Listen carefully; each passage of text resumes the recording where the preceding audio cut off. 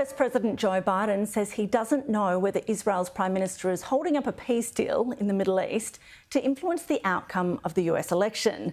There's now just 1 month until Americans go to the polls, and joining me live is Cyprus College Professor of Political Science, Peter Matthews.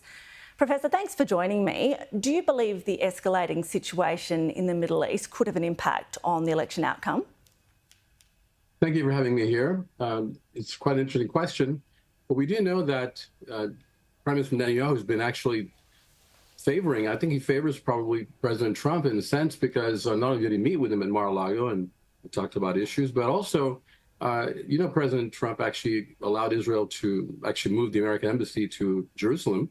And also when the conflict started in Gaza, I believe that Trump's position was just to get over with it. Let's get it over with, get it done and finish it. Don't keep on holding on to, continue the violence, but get it done and use whatever you have to get there. So I think what Netanyahu probably feels, he might get a better deal with President Trump, former President Trump in office. And I don't know if he's trying to influence the election or not. That would be despicable if he is. He should not be doing that. And wouldn't be the first time that outside interference could have taken place in some way or the other. Now, we've seen Joe Biden appear at a surprise news conference today, and he said he's not confident the election race will be peaceful. What did he mean by that exactly?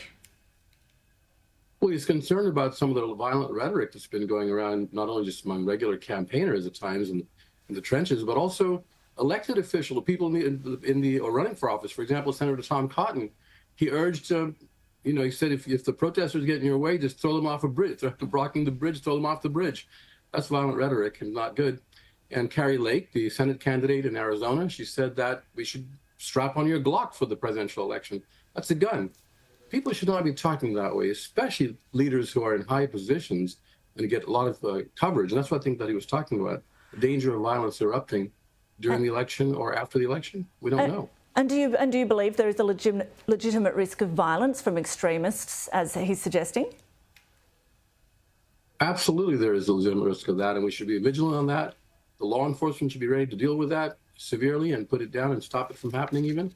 And so the National Guard should be ready. All kinds of things could happen. This election is nothing like any other election we've had in recent times. It's at a fever pitch in terms of the two sides and their emotions. I think we should calm things down, and both sides on different points of view should start using reason once again and try to be more accommodating the other person, knowing the other side is not the enemy of America, but they just have a different point of view.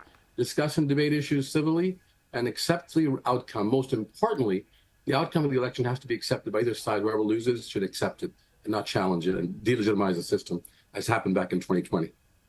Now, something quite civil we did see this week was the two vice presidential hopefuls face off in a debate. What do you think we learned from that debate? We learned that a debate could actually be civil and, not vitriolic constantly and not using ad hominem attacks. Instead, discuss the issues and the ideas, although I do believe that Vice President candidate Vance did come up with several falsehoods that were not accurate. And I believe, in fact, the other Vice President candidate Walz as well made an inaccurate comment about his trip to China in terms of the dates he was there. So there were some inaccuracies there, but I think that Vance seemed to repeat over and over certain things that were totally false. And he said that he never spoke against having a nationwide ban on abortion. He said he never, ever was for a nationwide ban on abortion, and yet a video showed that he said exactly that. So those kinds of direct misstatements are really injurious to the debate, but the form of the debate seemed to be a lot more civilized, and people appreciate that, I believe. One topic that kept coming up was Donald Trump. Do you think that helps or hinders Donald Trump's campaign? Well, I think he is a central focus because he has been for the last 10 years, actually, in American politics, and it's difficult to avoid his very amazing remarks that he comes up with sometimes, some that are so far off that people wonder about it, when he said that Haitian immigrants were eating cats and dogs and pets. Those kind of things are so provocative and pretty crazy that he is there in the limelight, and he makes these comments that sometimes come up in the debates itself. But they should stick to the issues as much as possible of the policy issues.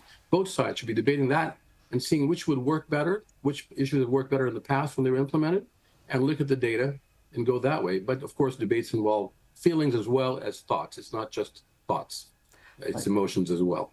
And it should be a very interesting month ahead. Thank you so much for your insights. That's Professor Peter Matthews from Cyprus College.